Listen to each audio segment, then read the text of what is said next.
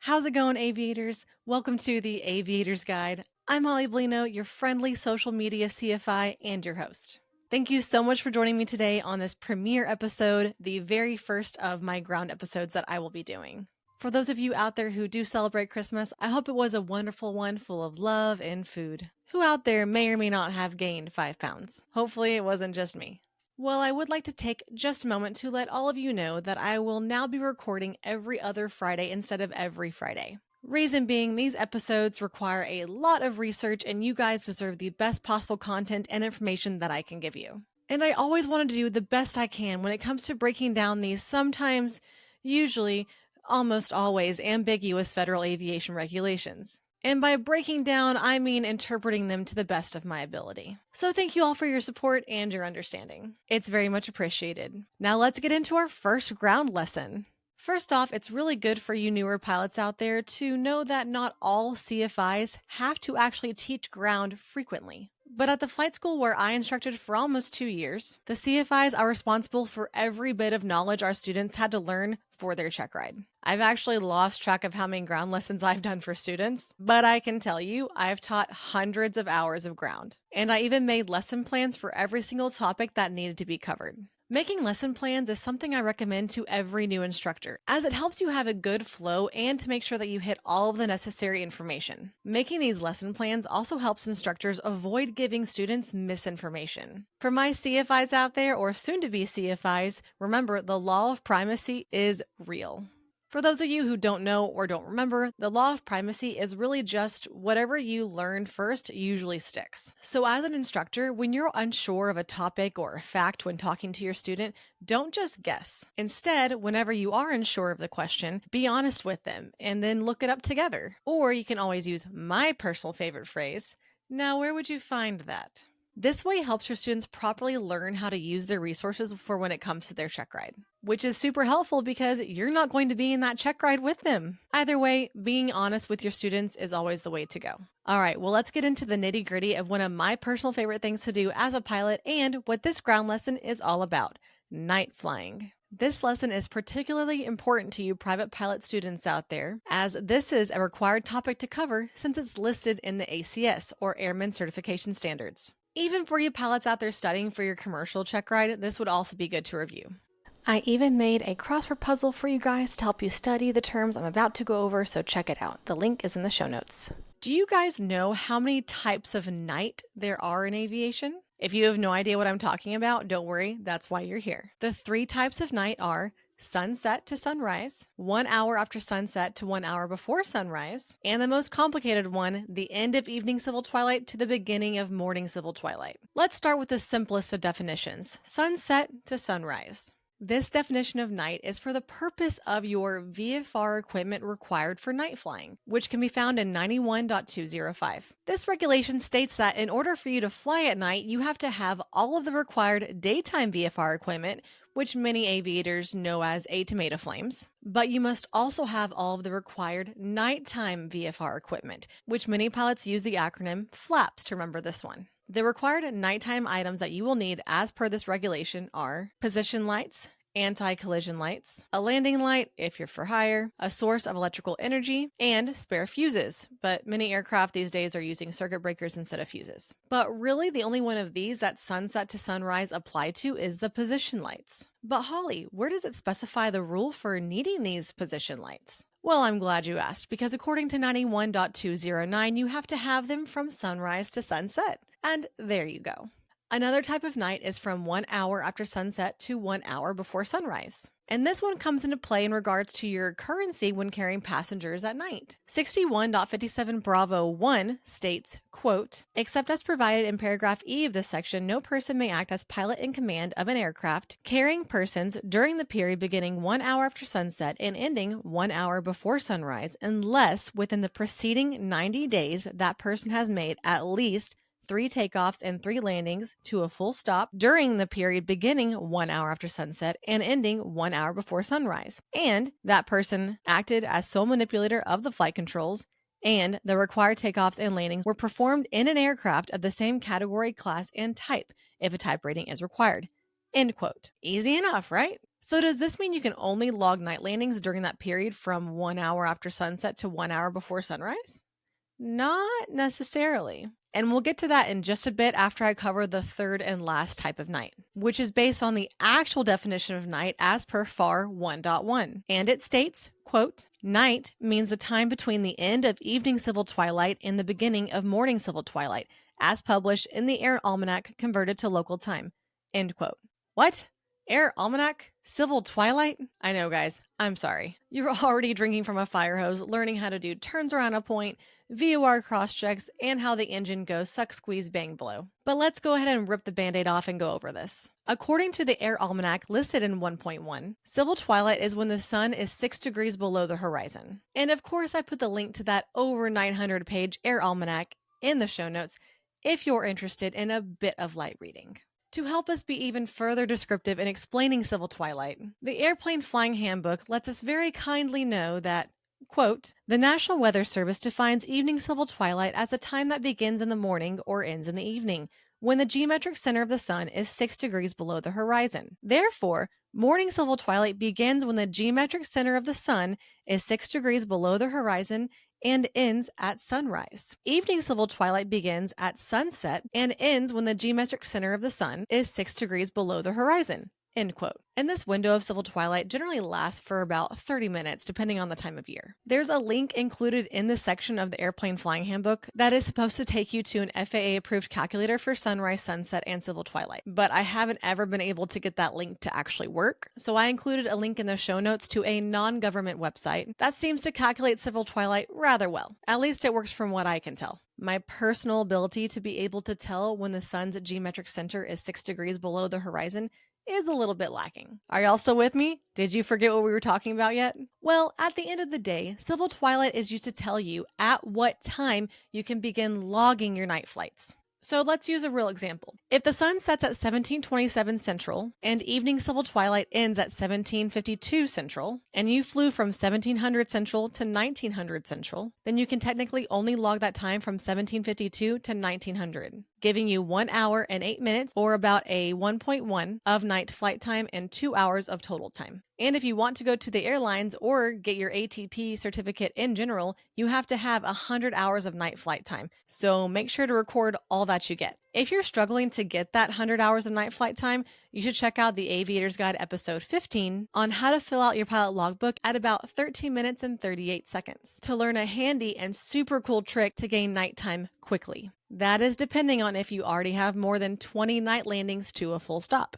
Okay, now that you understand civil twilight and how to use it, let's revisit those night landings I talked about earlier that have to be done 1 hour after sunset to 1 hour before sunrise. Remember that FAR 1.1 defines night as that time from the end of evening civil twilight to the beginning of morning civil twilight? So technically, you can log night landings as soon as evening civil twilight has ended, since at that point it's technically nighttime. Let's use the same example as earlier. The sun sets at 1727. Evening civil twilight ends at 1752. 1 hour after sunset is 1827. So you can log nighttime after 1752, and you can also log night landings after 1752. However, those night landings logged after 1752 and before 1827 cannot count towards your takeoffs and landings to carry passengers at night. Now you may be wondering, what's the point of logging any night landings that are before that 1 hour after sunset and after the 1 hour before sunrise? You guys just have the best questions. Oh my gosh. Well, the reason you may want to log those landings in that extra 30-ish minutes after evening civil twilight has ended and before morning civil twilight has begun is what I just talked about in my last episode going over night landings. Man, I've referenced that twice now. I guess in the spirit of the holidays, I'll be nice and briefly go over it again for you guys. Basically, 61.159 Bravo states that if you have done at least 20 takeoffs and landings at night to a full stop, then every additional night takeoff and landing to a full stop can be exchanged for 1 hour of night flight time to count towards that required 100 hours of night flight time for your ATP certificate, as long as this method is not used for more than 25 hours. Notice how it doesn't say the landings have to be done 1 hour after sunset to 1 hour before sunrise? It only says night. And by now, we all know what the definition of night is, right? As per 1.1. So 61.159 Bravo is the only reason why it might be beneficial for you to log full stop night takeoff and landings that are in those times between the end of evening civil twilight and 1 hour after sunset, and between 1 hour before sunrise and the beginning of morning civil twilight. I know this may sound a lot and overwhelming and kind of confusing, and if you're listening to my podcast, go check out my YouTube video on this episode, and it will have it more laid out for you in an easier way to understand. Pictures are always helpful, right, guys? I prefer learning visually myself. Okay, wow. Have all we gone over right now is the 3 types of night?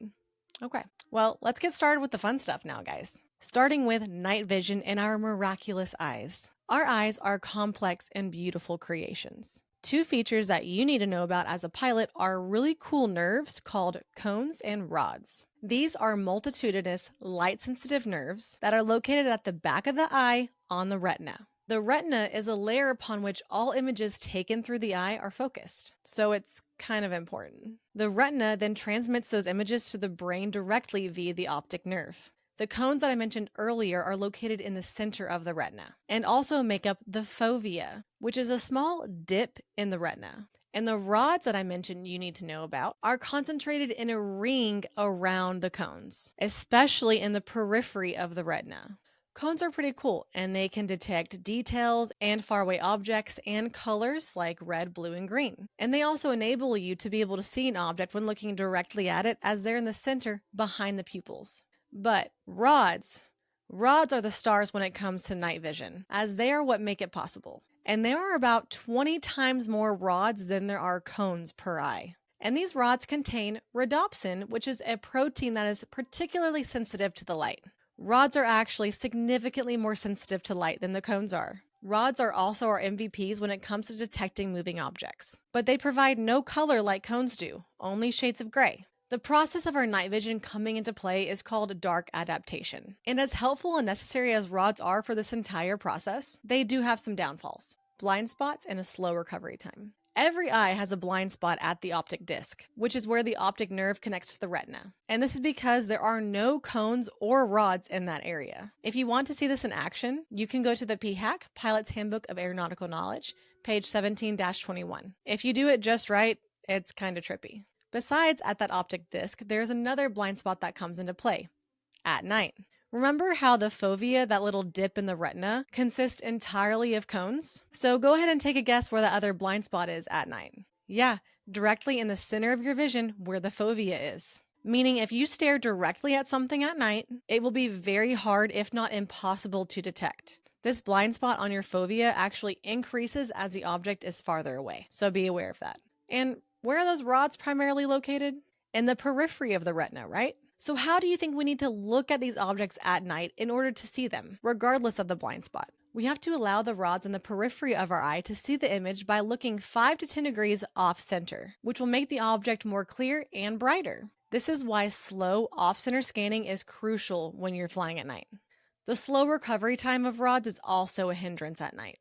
While cones only take about 5 to 10 minutes to adjust to darkness, it takes rods 30 minutes to adjust. But remember, the rods are 1,000 times more sensitive to light than the cones are. Crazy, right? And if you have been out in the sun all day before you go night flying, it can actually make dark adaptation that much more difficult for your eyes. But if you're using dim, red flight deck lighting at night, you may be able to adjust those rods in your eyes in 20 minutes instead of 30.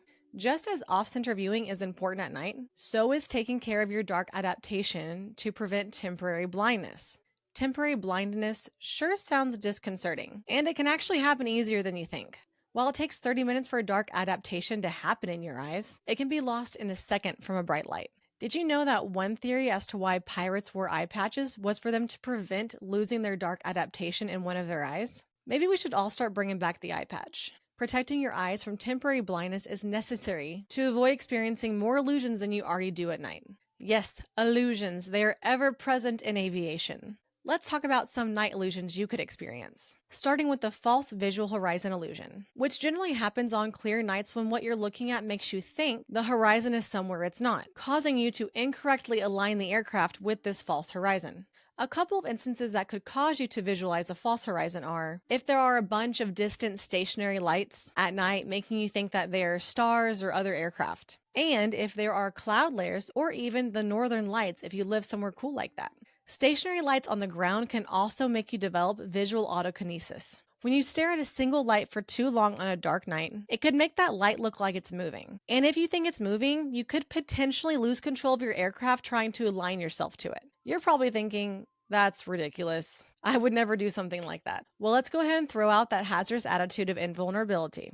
The Indian Journal of Aerospace Medicine did a study on autokinesis in pilots in 2020. And the results came to find that autokinesis was reported in 37% of U.S. Air Force pilots, and that on average it takes around 20 seconds for autokinesis to occur. It was even concluded that there are a few ways to counteract autokinesis if you are to experience it, including stretching your arms and by breaking your gaze for 5 seconds. So think about those things when night flying and keep your scan moving.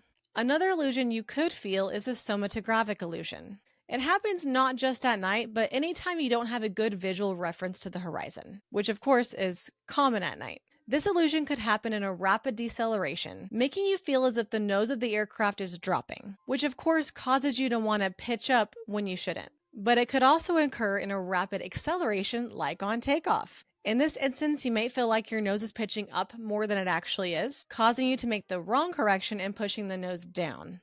This actually happened to me once when I was taking off from an airport at night in the middle of nowhere with no other lights around. I felt like I was pitching up way more than I actually was, but I trusted my instruments and maintained a normal pitch attitude for the takeoff. And that's really what you have to do in these instances, is trust your instruments. Another illusion is flicker vertigo, which is caused by flickering lights inside or outside the flight deck. If the flickering is consistent, it could cause unconsciousness, nausea, dizziness, grogginess, headaches, or confusion. So maybe if you're flying at night in the clouds, turn off those strobes to try and prevent this. I bet you can guess when this next illusion could happen: the black hole approach, which is the featureless terrain illusion. You could experience this anytime you're going to land over water or non-lighted terrain where runway lights are the only source of light. Be aware of this when landing at remote areas of night. Trust your instruments, remember how to control the airport lighting, and use any approach slope indicators when they're available, like PAPIs or VASIs. In scenarios like this, you don't have any peripheral cues, so the runway could seem like it's downsloping or upsloping, which could cause you to land short of the runway. And if there's a city in the distance on higher terrain, it might cause you to fly your approach lower than normally. The opposite can happen if you're coming into land and the runway lights are too bright. That will make you think that you're flying too low when you're not. So your reaction, of course, will be to fly a higher approach. This is also considered another type of illusion called the ground lighting illusion. And this is the last illusion we have to discuss today. This ground lighting illusion can also happen to pilots flying at night in populated areas where there are lots of lights all over the ground. Straight lighted roads and lighted trains can easily be mistaken for approach and runway lights. The first step to combating all of these illusions is just knowing about them. So y'all are off to a great start. Now, when it comes to doing your pre-flight preparation for a night flight, be sure to study your departure and arrival airport and be mindful of airport lighting. Remember how the PAPIs and VASIs work that I mentioned earlier. Know what you should be seeing in regards to airport beacons. You want to be looking for a flashing white and green beacon if you're landing at a civilian land airport. A flashing white and yellow beacon is for a water airport. A flashing white, yellow, and green beacon is for a heliport. And a beacon with 2 quick white flashes alternating with the green flash identifies a military airport. Knowing if your destination runway has approach lights and what they look like couldn't hurt either. While this is really for instrument-rated pilots, it certainly wouldn't hurt for you private pilots out there to know this as well, especially if it could help you identify the correct runway. Lastly, be sure you know the colors and the locations of the taxiway lights and runway lights. Night flying is fun and relaxing and generally a little bit more peaceful than daytime flying, as the comms are quieter and the air is generally more calm. But don't ever let the excitement of night flying cloud your responsibilities of being a pilot. Always remember these 6 things. 1. During the day, wear sunglasses to protect your eyes and lessen the time your eyes need for dark adaptation. But be sure to take those sunglasses off after sunset, because that will impair your night vision, obviously, right? I included a link in the show notes for the best sunglasses for pilots to get, so go check that out. 2. Do proper pre-flight planning to know your airport lighting and NOTAMs, looking for obstacle lighting and inoperative airport lighting. 3. Your eye's ability to continue to be awesome is based off of your physical condition. Fatigue, colds, alcohol, stimulants, smoking, and medication can seriously impair your vision. Not to mention a lack of vitamin A in your diet makes dark adaptation that much more difficult for your eyes. So don't skimp out on carrots, red bell peppers, and other foods that have lots of vitamin A for your eyes. 4. Continue your scan outside your aircraft slower than you would during the day while forcing your eyes to look off-center. 5. If you have the ability, use oxygen when flying above 5,000 feet at night, as night vision deterioration can happen. And 6. Give your eyes 30 minutes to adjust to night before starting your night flight. And don't forget your eye patch to help one of your eyes maintain dark adaptation. All right, well, that was a blast, guys. I hope you learned a lot. If you did, be sure to like, subscribe, follow, rate, and review my show. And don't forget to tell your friends because sharing is caring. Have a happy new year, guys. Make good choices and don't do anything that I wouldn't do. And I will see you next year in 2025. Let's make it an awesome year, shall we? We shall. Until next time, I will see you later, aviators.